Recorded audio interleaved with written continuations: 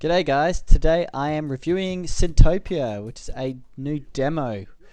It is a hybrid of a strategy game, management game and god game, based around you being the manager of Hell Incorporated. This game is set to release on the 5th of September, so you still have some time to check out the demo before it comes out. This game reminds me of the 2 Point games, with just a bit more management. So if you're into games such as like 2 Point Hospital, I highly recommend that you check this game out yourself. The developer Pyranite Games describes this game as build the resurrection business of your dreams with Sintopia. You're charged with managing the bureaucratic administration of hell. Your team of Imployees punish the dead souls for their sins, generating a profit to help you build and sustain your hellish empire. This game is definitely going on my wish list, as I was able to put 5 hours just into the demo itself, trying to beat the challenge and create a successful hell. After these 5 hours, the game was still challenging enough where I was able to create a profitable hell, but I struggled to keep the citizens' sins count low enough to create honor points. I found that this game was about balancing the amount of citizens that visit hell before getting resurrected and creating a loop in hell that would reduce the sin level low enough to create respectable Humus. This game is based around cleansing your Humus sins by the way of creating new punishment buildings, and the amount of sins you cleanse is rewarded through income. If the sin value is low enough, you're rewarded with honor points, which allow you to unlock new buildings and upgrades for your hell. These sins are the 7 deadly sins, so lust, gluttony, greed, sloth, wrath, envy and pride. All events that happen in the overworld will affect these levels of these sins, both globally and individually, such as if there's no food, Humus gain gluttony, or if your Humus house burns down, that one individual will gain envy, as others have houses and not them. Here you can see the temple, which holds both the spawn beacon and the resurrection portal. The spawn beacon is where your Humus come to life with no sins, and the resurrection portal is the portal where your Humus come from after going through your hell. They respawn with whatever sins you did not cleanse. Here are some of the buildings in your overworld. Your town centre, which is used for housing your Humus. You can destroy these homes with your god powers or stop them from populating at night. Otherwise, your population will continue to grow in size. The sawmill, which produces resources to build new buildings, and the farm for food. Playing around with these buildings can increase your Humus sins, like burning the farm will cause your Humus to become gluttonous.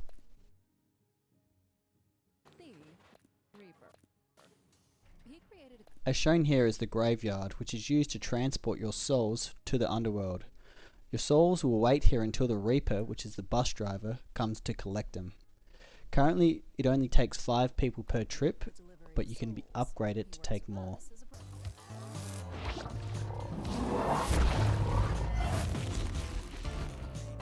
Welcome to Hell Inc., Administrator. Your bureaucratic empire starts today.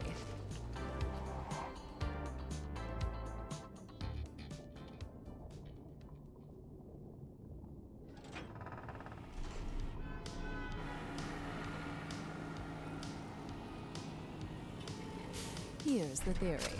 We must reduce the sins of these naughty boys and girls. Then, once we're comfortable with the amount of sins they have left, we can just have the layout we built gently lead them to the resurrection gate so they can take a new shot at life.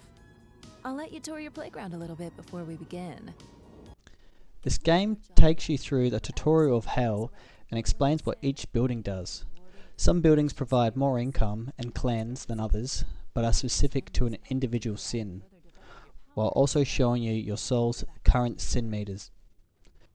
Your Humus must travel from one end to the other. After the tutorial, you can make this as long or as short as you want. However, the more buildings that they go through, the more income and sins they get cleansed. It's not very good at it, though.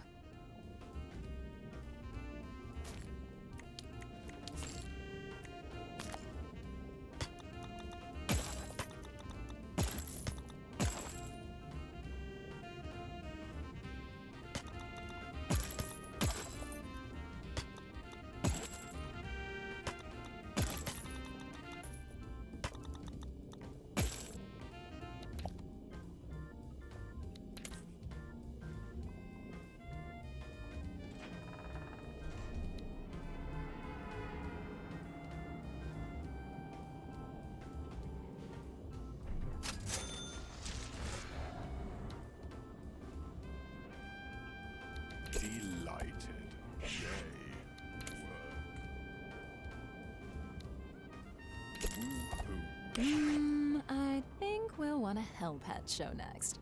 This building produces faith coins by trading souls.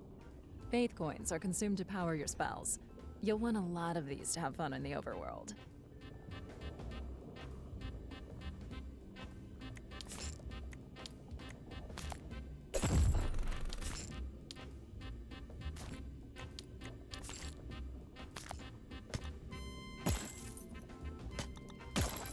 All right, I'm freeing the freaks.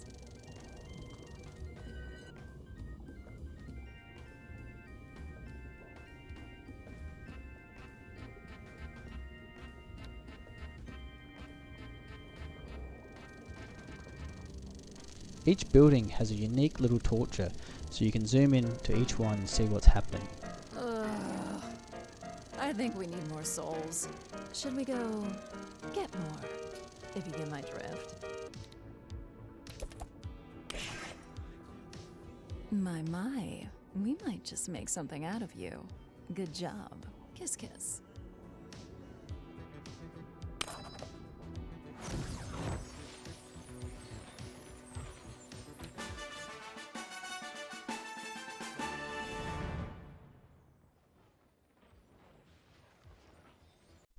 Once you have finished the tutorial, you get introduced to all your companions, which provide tasks and information throughout the game. As any arrow should be. Otherwise, bang! Crooked Arrow's trash bin. Huh? Anyway, as it seems that Lily already took it upon herself to onboard you, I'll leave you two to it. But hey, good. Anyway, big day for you coming up. Your first real assignment. This is Rupert, our expert in everything hummus related. I think he has a PhD in homology or something. Yes. Well met, Administrator. Some could say that I am indeed a specialist. I have helmed for several years the Institute of Sins and Hope. What a dork! I love this. And that would be Larry. Damn right I am. The Larry. Hotshot, ladies man, and 3-time world champion of forklift tuning. And Well, I'm the man you want to talk to for everything maintenance and infrastructure. and no one doubts that. And finally, I can introduce myself, thank you. I'm Janine, Mistress of Paperwork and Processes. And, right. Well, now that you've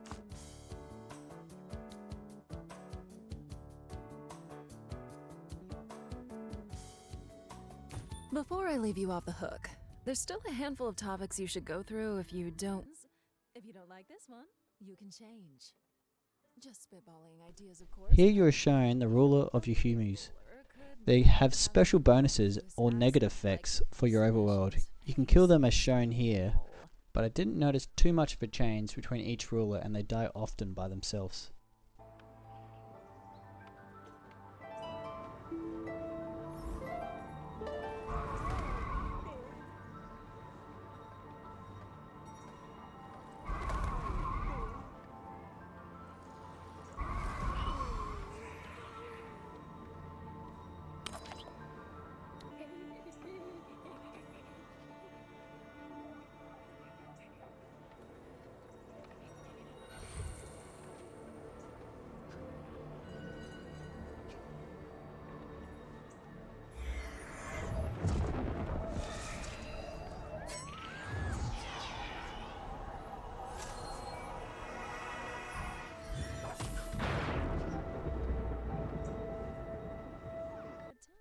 Your travellers will explore the world for new places and run into trouble every now and then. You can help them with your god powers or just let them be. Helping them sometimes rewards you with chests with various rewards, so it can be beneficial. Very, very bad puppies. You did good. However, more will come if you don't also destroy the lair. These logs might come in handy. If you can aim, that is.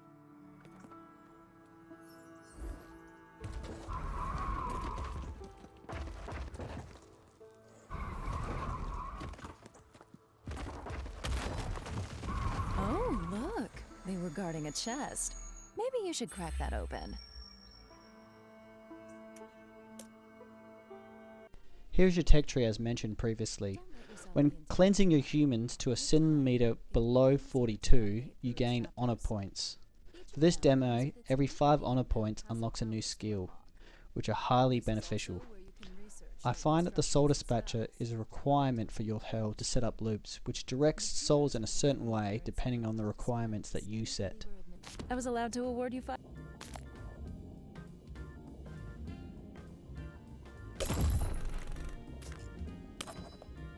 In the overview, you can see all 3 exits with their respective rules, if any, as well as the current fallback exit.